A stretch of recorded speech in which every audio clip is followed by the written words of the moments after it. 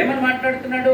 నేను నిన్ను గొప్ప జనంగా చేసి నిన్ను ఆశీర్వదించి నీ నామమును గొప్పగా చేయదు. ఎందుకన్నాడంటే, నేను తర్వాత కిందకు వచ్చేటప్పుడు నీ నామం నీ వలన సమస్త దేశములు ఆశీర్వదించబడ్డా అన్నాడు.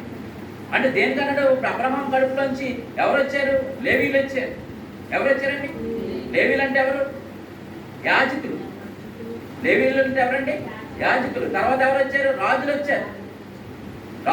రాజుల తర్వాత ఎవరు వచ్చారు? యేసు ప్రభు వచ్చారు. ఇప్పుడు చూసాడా ఆయన చెప్పింది, అబ్రహాం ఎందుకు ఆశీర్వదించారు? నీ కడుపులోంచి వీళ్ళందరూ వస్తారు, వీళ్ళ వలన అంటే యేసుక్రీస్తు వలన ఇదంతా కూడా ఆశీర్వదించబడుతుంది అబ్రహాం అని చెప్పాడు. మనకి అక్కడ అర్థమవుతా ఉంది ఆయన ఎలాగా చెప్తున్నాడో ఆ విషయాలు. పేతురు చక్కగా ఆ విషయాలన్నీ కూడా మాట్లాడుకుంటూ వచ్చాడు.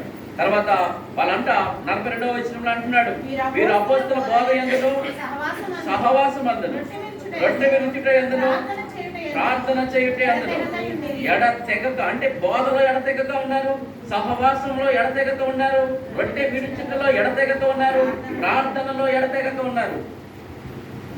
మనం ఎప్పుడు కనబడతాం? ఆదివారం ఒక్కరోజే మనం చూడండి, ప్రతి వానికి ఏం కలిగిందంట?